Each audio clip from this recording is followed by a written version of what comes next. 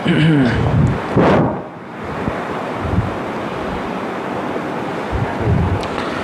الله الرحمن الرحيم. وبه قال حدثنا أبو عمرو مسلم بن عمرو ابن مسلم الحزاء المدني قال حدثنا عبد الله بن نافع الصائغ عن أبي المثنى عن هشام بن عروة عن أبيه عن عائشة رضي الله عنها أن رسول الله صلى الله عليه وسلم قال: ما عمل آدمي من عمل يوم النحر أحب إلى الله من إهراق الدم إنه ليأتي يوم القيامة بقرونها وأشعارها وأظلافها وإن الدم ليقع من الله بمكان قبل أن يقع من الأرض فطيبوا بها نفسا. حضرت عائشہ رضی اللہ تعالی عنہ سے مروی ہے، وہ روایت کرتی ہیں کہ بے شک جناب رسول اللہ صلی اللہ علیہ وسلم نے ارشاد فرمایا کہ آدمی کے اعمال میں سے یوم النحر والے دن سب سے زیادہ پسندیدہ عمل اللہ پاک کو وہ خون بہانے کا عمل ہے، یعنی جانور کے خون بہانے کا عمل. اور بے شک وہ قربانی والا جانور قیامت کے دن لایا جائے گا، یعنی اللہ پاک کے سامنے پیش کیا جائے گا. بقرونها واشعارها واظلافها، اس کے سینگوں کے ساتھ، اس کے بالوں کے ساتھ اور کھروں کے ساتھ. اور بے شک اس جانور کا خون ابھی زمین پر گرا بھی نہیں ہوتا، پہنچا نہیں ہوتا زمین تک کہ اللہ پاک اس قربانی کو قبول فرما لیتے ہیں. پس اس خوشخبری سے اپنے آپ کو خوش کر لو.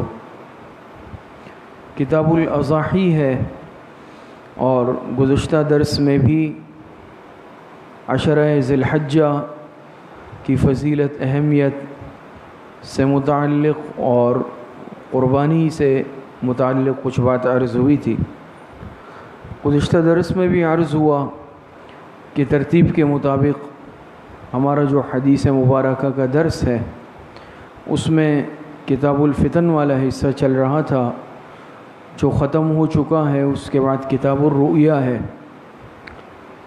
لیکن رمضان المبارک کی وجہ سے، عید الاضحیٰ کی وجہ سے، عید الاضحیٰ کے قرب کی وجہ سے قربانی کی اہمیت اور فضیلت سے متعلق گزشتہ درس بھی دیا گیا، اور آج کے درس میں بھی انشاءاللہ کچھ بات عرض کریں گے.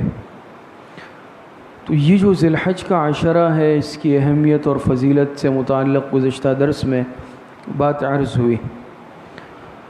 اور یہ جو قربانی کی عبادت ہے، آپ سب جانتے ہیں کہ یہ عبادت اللہ پاک نے مشروع کی ہے اس ذی الحج کے عشرے میں.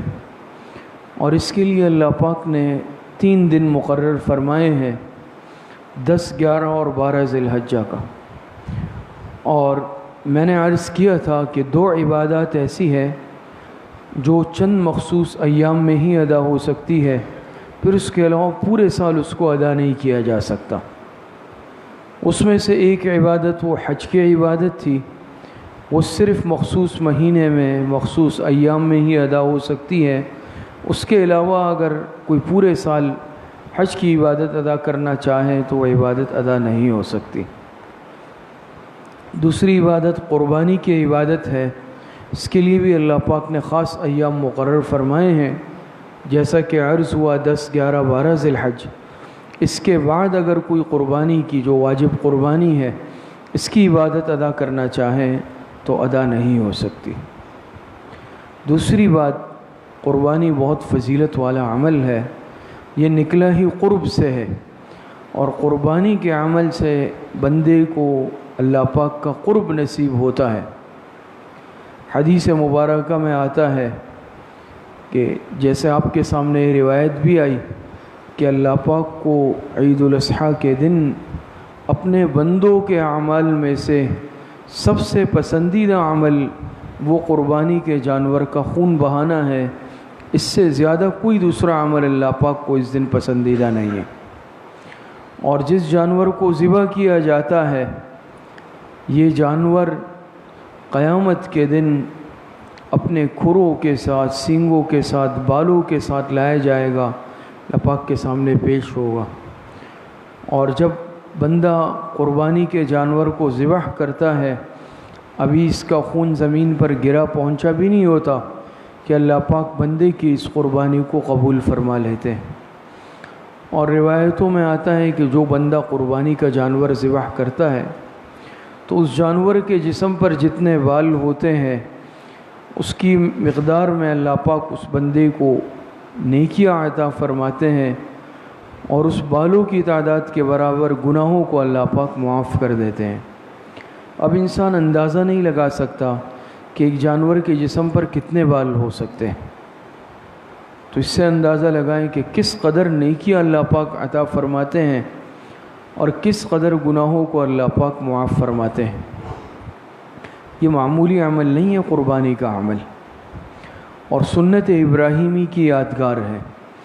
گزشتہ درس میں بھی کچھ بات اس پر عرض ہوئی تھی، اور اختصار کے ساتھ وہ واقعہ آپ حضرات کے سامنے ذکر ہوا، لیکن اصل بات یہ ہے کہ یہ جو قربانی کے پس منظر میں اور اس کی مشروعیت میں جو واقعہ ہے، حضرت ابراہیم علیہ السلام اور حضرت اسماعیل علیہ السلام کا ذبح اسماعیل کا، اس سے ہمیں کیا پیغام ملتا ہے، اس سے ہمیں سبق کیا ملتا ہے؟ تو ایک بات یہ ہے سب سے پہلے کہ اس قربانی کے عمل سے ہمیں سبق ملتا ہے اللہ پاک کے احکامات کی اطاعت کا، کہ اللہ پاک بندے کو جو حکم دے دے تو بندگی کا تقاضا یہ ہے کہ انسان پھر اس حکم کے آگے سر تسلیم خم کر دے۔ اللہ پاک کے اور اس کے رسول کے احکامات میں پھر چوں اور چرا کی گنجائش نہیں ہے، پھر اس میں حکمتیں تلاش نہیں کی جائیں گی، اس میں عقلی توجیہات معلوم نہیں کی جائے گی۔ آج یہ ایک فتنہ ہم پر مسلط کیا جا رہا ہے، اور آج صاحب ایمان کی ذہنیت کو خراب کیا جا رہا ہے کہ بھئی جو بھی احکامات ہیں یا عبادات ہیں، آپ اس کی عقلی توجیہ معلوم کریں، اس کے فلسفے کو معلوم کریں، اس کی عقلی حکمتیں تلاش کریں۔ ہمارے لیے ہی کافی ہے اللہ پاک نے حکم دیا۔ جب اللہ پاک نے حکم دے دیا تو اب بحیثیت مسلمان اور مومن ہونے کے ہمیں اس بارے میں کسی قسم کے سوالات کی ہمارے لیے گنجائش نہیں بچتی۔ آپ اس واقعے کو دیکھیں نا، اللہ پاک نے حضرت ابراہیم علیہ السلام کو خواب میں دکھایا کہ بیٹے کو ذبح کر رہے ہیں، اور صبح کو بیٹے سے کیا کہا، یا بنی انی ارا فی المنام انی اذبحک فانظر ماذا تری، اے بیٹے میں نے دکھا ہے میں تمہیں ذبح کر رہا ہوں خواب میں، فانظر ماذا تری، آپ بتاؤ تمہارا کیا خیال ہے۔ تو یہ پوچھنا یاد رکھیں، یہ پوچھنا اجازتاً نہیں تھا، یہ اجازتاً نہیں تھا۔ ایک تو اجازت کے لیے پوچھنا کہ اگر انہوں نے منع کر دیا تو میں عمل نہیں کروں گا، اس لیے نہیں تھا، عمل تو کرنا تھا، عمل تو حضرت ابراہیم علیہ السلام نے کرنا ہی کرنا تھا، پوچھنا اس لیے تھا کہ بیٹے کے خیالات کو بھی جان لے۔ لیکن وہ بھی بہرحال پیغمبر کے بیٹے تھے، اور اسماعیل علیہ السلام کو بھی پیغمبر بننا تھا، تو انہوں نے کیا کہا کہ یا ابت افعل ما تؤمر ستجدنی انشاء اللہ من الصابرین۔ وہ بھی کہہ سکتے تھے کہ بھائی میرا کیا قصور ہے۔ ابراہیم علیہ السلام بھی اللہ پاک سے پوچھ سکتے تھے کہ اللہ یہ تو خواب ہے، اور خواب کی کوئی اور تعبیر بھی ہو سکتی ہے، وہ کوئی اور تعبیر بھی نکال سکتے تھے، اور پھر اپنی اولاد ہے، اولاد کا کیا قصور ہے۔ اسی طرح اسماعیل علیہ السلام بھی پوچھ سکتے تھے ابراہیم علیہ السلام سے کہ میرا کیا قصور ہے، جرم ہے جو مجھے کس جرم میں ذبح کیا جا رہا ہے۔ لیکن انہوں نے کیا کہا، یا ابت افعل ما تؤمر، اے ابا جان اب کر گزریے آپ کو جس بات کا حکم دیا گیا ہے، انشاءاللہ آپ مجھے صبر کرنے والوں میں سے پائیں گے۔ یہ دونوں امتحان میں کامیاب۔ تو میں نے عرض کیا ہمیں پہلا سبق یہی ملتا ہے اس واقعے سے کہ اللہ پاک جو حکم دے دے اس حکم پر ہمیں عمل کرنا ہے، ہم اس حکم پر عمل کے پابند ہیں۔ اس میں سوالات نہیں کرنے بھئی قربانی کا مقصد کیا ہے، قربانی کے فائدے کیا ہے، ہم کیوں فائدے پوچھیں، اللہ پاک کا حکم ہے۔ اللہ نے حکم دیا ہمارے لیے کافی ہے، بس ہم اس پر عمل کریں گے۔ دوسرا سبق ہمیں اس واقعے سے ملتا ہے صبر کا۔ آپ دیکھیں حضرت ابراہیم علیہ السلام نے بھی اس فیصلے پر صبر کیا، پھر حضرت اسماعیل علیہ السلام نے بھی اس فیصلے پر صبر کیا، اور کوئی گلہ شکوہ نہیں کیا، کوئی جزع فزع نہیں کیا، کوئی آہوزاری نہیں کی۔ اسی طرح ایک صاحب ایمان پر بھی حالات آتے ہیں، اور صاحب ایمان سے بھی اللہ پاک کی طرف سے مطالبہ ہو سکتا ہے، جان کی قربانی کا مطالبہ بھی آ سکتا ہے، مال کی قربانی کا مطالبہ بھی آ سکتا ہے، دوسرے اعتبار سے قربانیوں کا مطالبہ بھی آ سکتا ہے، لیکن ہمیں صبر کرنا ہے، حالات آ سکتے ہیں۔ تیسرا سبق ہمیں اس واقعے سے ملتا ہے کہ جس طرح ابراہیم علیہ السلام نے اللہ پاک کے حکم کے بعد فوراً اپنے بیٹے کو لٹایا اور گردن پر چھری چلائی، قربان کیا، اسی طریقے سے اگر اللہ پاک نے حکم آیا اللہ پاک کا یا حالات ایسے آئیں تو ہم ہر قسم کی قربانی کے لیے تیار رہیں۔ حالات ہوتے ہیں نا، مطالبہ ہوتا ہے، خاص حالات آ گئے، جان کی قربانی دینی پڑ جائے تو کیا ہم پیچھے ہٹیں گے؟ مال کی قربانی دینی پڑ جائے تو کیا ہم پیچھے ہٹیں گے؟ نہیں۔ بحیثیت ایک مسلمان اور مومن ہونے کے ہم سے ہماری یہ جان مانگی گئی۔ ان اللہ اشتری من المؤمنین انفسهم واموالهم بان لهم الجنہ، یہ تو سب اللہ پاک کی عطا کردہ چیزیں، یہ جان، یہ مال، یہ اسباب، یہ اولاد، سب کچھ۔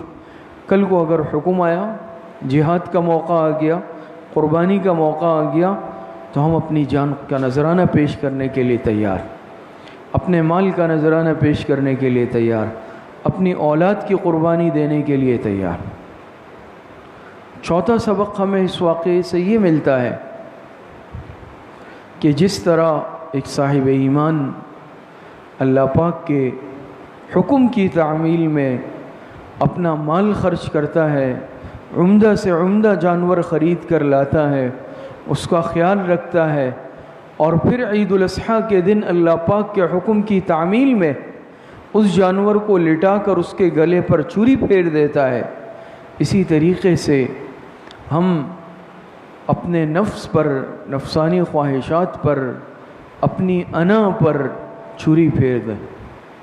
جانور تو ہم ذبح کر رہے ہیں جو لاکھوں روپے کا خریدا، اس پر ہم چھری پھیر رہے ہیں، لیکن یہاں پر جو نفس موجود ہے، جو تقاضا کرتا ہے، جس کو نفسانی خواہشات کہا جاتا ہے، موجود ہے نا، نفس تقاضا کرتا ہے یہ گناہ کر لو، یہ گناہ کر لو، یہ گناہ کر لو، اور ہم اس کے غلام بن کر فوراً اس کے تقاضے کو پورا کرتے ہیں۔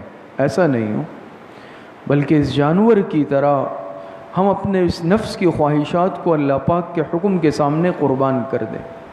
نفس تقاضا کرے گا، اسی طرح ہمارے اندر انا موجود ہے، انسان کے اندر انانیت ہوتی ہے نا، کہ بھئی اس بات سے میری انا کو ٹھیس لگ رہی ہے۔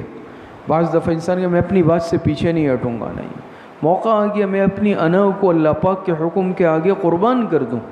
ایثار، قربانی، یہ جذبات ایک صاحب ایمان میں ہونے چاہیے۔ تو صرف جانور کی قربانی کر لینا یہ کافی نہیں ہے، بلکہ اس سے ہمیں سبق ہی یہ ملتا ہے کہ جس طرح ہم نے اس جانور کو قربان کیا تو ہم اپنے جو نفسانی اور شیطانی خواہشات دل میں بسی ہوئی ہے، انانیت ہے، حسد ہے، کینہ ہے، تکبر ہے، بغض ہے، ان سب خیالات کو چھری پھیر کر اس کو ذبح کر کے ختم کر دیں، قربان کر دیں اللہ پاک کے حکم کے سامنے۔ یہ جذبہ ہونا چاہیے۔ اسی طریقے سے یہ بات بھی سمجھ لیں کہ آج باطل جہاں ہر میدان میں مسلمانوں کے خلاف برسر پیکار ہے، مختلف عبادات کی اہمیت کم کرنے اور اس کی حیثیت کو متاثر کرنے میں لگا ہوا ہے، وہاں پر اس قربانی کے عمل کو اور اس کی حیثیت کو کم کرنے کی بھی کوشش میں لگا ہوا ہے۔ اور آپ دیکھتے ہیں وقتاً فوقتاً اس طرح کی باتیں کی جاتی ہے، اس طرح کے سوالات اٹھائے جاتے ہیں کہ بھئی قربانی کا کیا فائدہ، کہ لاکھوں روپے، کروڑوں اربوں روپے کے جانور خرید کر اور اربوں روپے جو ہے نالیوں میں خون کی صورت میں بہا دیے جاتے ہیں، بہتر ہے کہ اس کی جگہ کسی غریب کی مدد کی جائے۔ سب سے پہلے تو اس طرح کی بات کرنا یہ خود انتہائی یعنی قابل توبہ، قابل معافی بات ہے، کہیں ایمان سلب نہیں ہو جائے، شعائر اللہ کی بے ادبی اور توہین ہے۔ اس کی مثال میں عرض کرتا ہوں، اسی طرح ہے کہ جس طرح کوئی کہے کہ آج عشاء کی نماز چھوڑ دو، باہر جا کے کسی غریب کی مدد کر لو، تو اسی طرح ہوگا کہ یہ بجائے آپ نے عشاء کی نماز پڑھ کے اگر کسی غریب کی مدد کی، چاہے 100 روپے کی، چاہے 1 کروڑ روپے کی، ثواب تو دور کی بات، فرض چھوڑنے اور اس کے ساتھ مذاق کرنے پر بدترین گناہ کے مرتکب ہوں گے اور بدترین مجرم کہلائیں گے۔ فرض کوئی مذاق چیز ہے؟ فرض یا واجب؟ ایک آدمی پر قربانی واجب ہو جائے اور اس سے کہا جائے کہ تم قربانی کا عمل چھوڑ دو، غریب کی مدد کر لو، تو واجب یا فرض کو چھوڑ دیا جائے۔ دوسرا، ایسا کہنے والوں کی بدنیتی اور فساد نیت کا اظہار ہو جاتا ہے کہ قطعی طور پر غریب کے ساتھ ہمدردی مقصود نہیں ہے۔ غریب کے ساتھ ہمدردی کیا اس کے علاوہ نہیں کی جا سکتی؟ کیا قربانی کو چھوڑ کر ہی غریب کے ساتھ ہمدردی کی جائے؟ کیا حج کو چھوڑ کر ہی غریب کے ساتھ ہمدردی کی جائے؟ کیا کسی فرض یا واجب کو ترک کر کے غریب کے ساتھ ہمدردی ہو سکتی ہے ورنہ نہیں؟ وہ الگ چیز ہے، یہ الگ چیز ہے۔ فرض کا اپنا مرتبہ ہے، واجب کا اپنا مرتبہ ہے، اور کسی کے ساتھ ہمدردی تعاون کرنا وہ الگ ثواب کا کام ہے۔ یہ کہاں کی عقل مندی اور دانش مندی ہے کہ آپ ایک فرض کو چھوڑ لو اور ایک نفل عمل کی طرف آ جاؤ؟ تو اس سے نیتوں کے فساد کا اظہار ہو جاتا ہے کہ قطعی غریب سے ہمدردی مقصود نہیں، پورے سال ہمدردی کی جائے اور کرنی چاہیے۔ شریعت نے حکم دیا ہے یتیموں کا، فقیروں کا، مسکینوں کا خیال رکھو، وَآتِ ذَا الْقُرْبَى حَقَّهُ وَالْمِسْكِينَ، تو یہ شریعت کہتی ہے۔ اس کے پورے سال ہمیں غریب یاد نہیں آتے، قربانی کا وقت آئے بس غریب یاد آ گئے، ہمدردی کے جذبات جاگ گئے۔ تو اس طرح کے جو ہے یہ اعتراضات کیے جاتے ہیں۔ تو قربانی کا کتنا حضور علیہ السلام نے ہر سال قربانی فرمائی ہے، ہر سال قربانی کی سنت کو آپ علیہ السلام نے ادا فرمایا ہے، اور کتنا اجر و ثواب ہے۔ تو الحمدللہ اس ایمانی جذبے کو اور اس عبادت کی اہمیت کو الحمدللہ آج بھی باطل مسلمانوں کے دلوں سے نکالنے میں ناکام ہو چکا ہے، اور انشاءاللہ ناکام رہے گا۔ یہ سنت ابراہیمی ہے۔ تو اس طرح کے اعتراضات اٹھائے جاتے ہیں، اس طرح کی باتیں کی جاتی ہے۔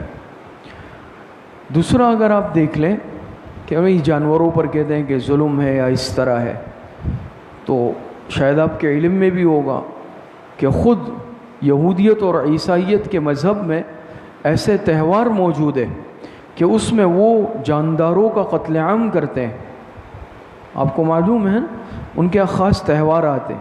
بعض کے ہاں کوئی تہوار آتا ہے، اس میں وہ جو سمندر میں جو مچھلیاں ہوتی ہے خاص قسم کی، اس کا قتل عام کرتے ہیں، سمندر کا پانی سرخ ہو جاتا ہے۔ بعض کے ہاں ایسے تہوار آتے ہیں کہ اس میں وہ خاص قسم کے جانوروں کو ذبح کرتے ہیں بہت بڑی تعداد میں، بلا وجہ، نہ گوشت کھانا مقصد ہوتا ہے نہ کچھ اور۔ بعض مذاہب کے ہاں تہوار یہ بھی آتا ہے کہ بھئی خاص قسم کے پرندے کا گوشت کھانا ہے، لاکھوں کی تعداد میں اس پرندے کو مارا جاتا ہے۔ اور ہم جانوروں پرندوں کو اگر چھوڑ دیں، انسانوں کی بات کر لیں، تو آج دیکھ لیں، آج صرف زمین کی خاطر، تیل کی خاطر، ذخائر کی خاطر مسلمانوں کو بلکہ انسانوں کو خاک اور خون میں لاکھوں کی تعداد میں تڑپا دیتے ہیں جہاں مرضی چاہتے ہیں، اور کہتے ہیں کہ جانور کو ذبح کیا جا رہا ہے، دیکھیں۔ اور دوسری طرف اگر آپ دیکھیں، جانور کو بالکل ذبح کیا جا رہا ہے، لیکن اللہ پاک کا حکم ہے۔ لیکن شریعت کیا حکم دیتی ہے؟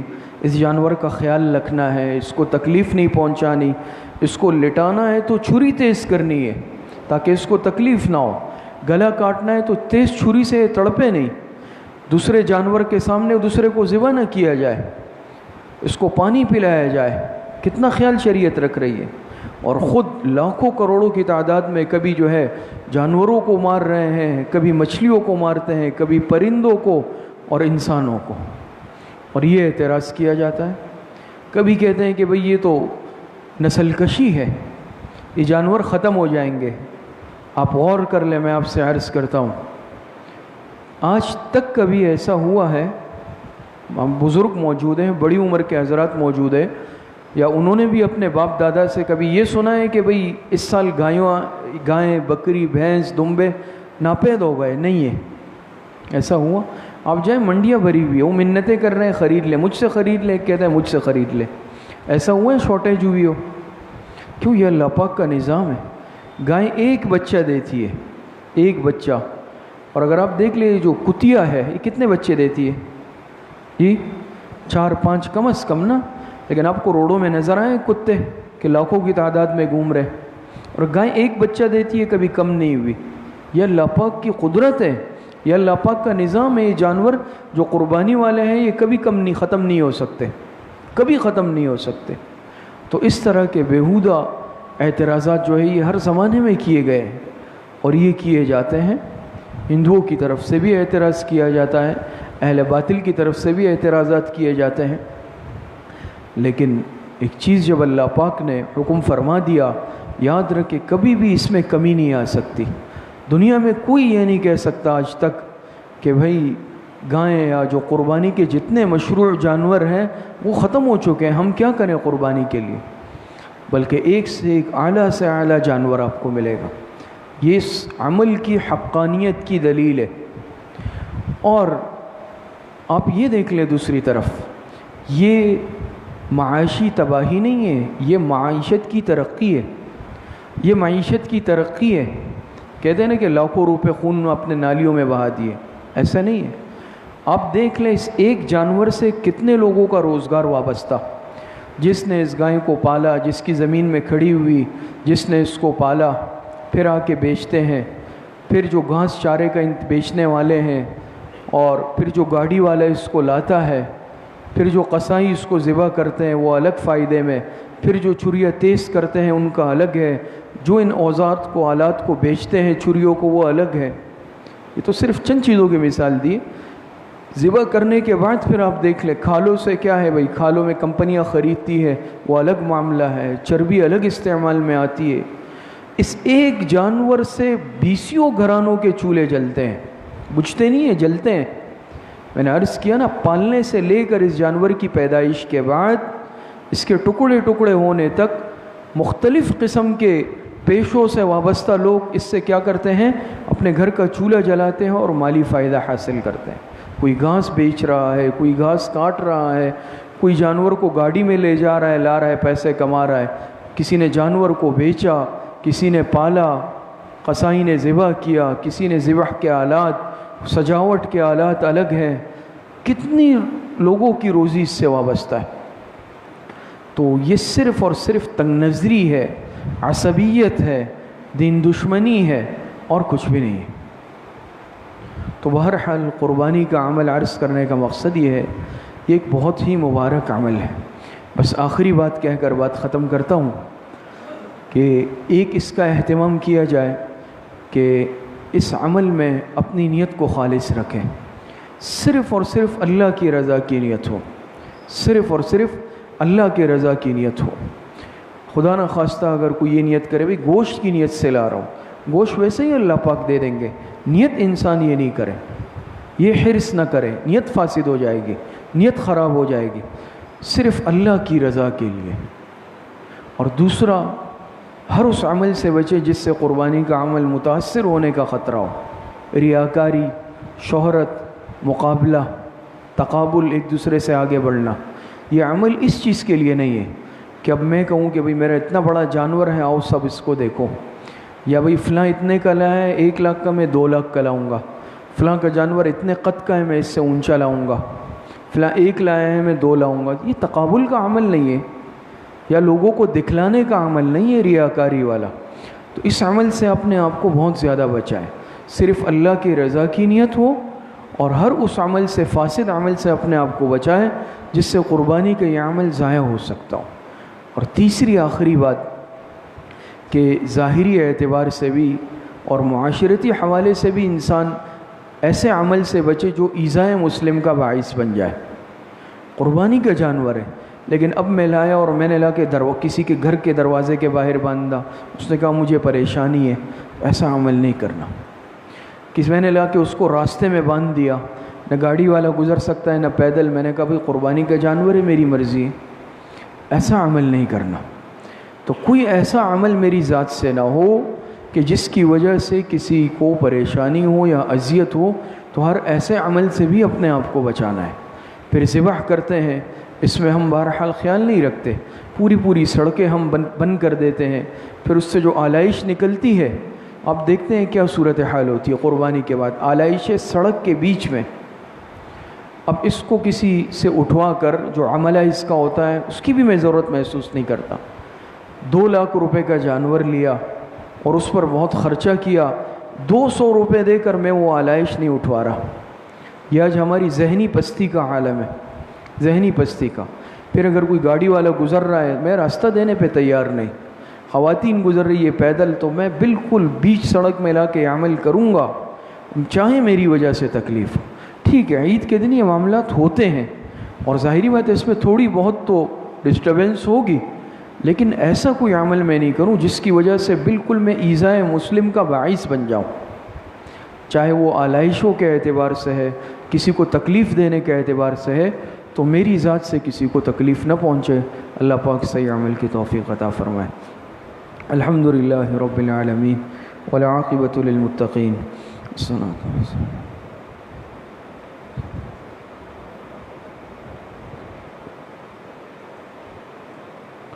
وصلی اللہ وسلم علی نبینا محمد وآلہ واصحابہ اجمعین برحمتہ۔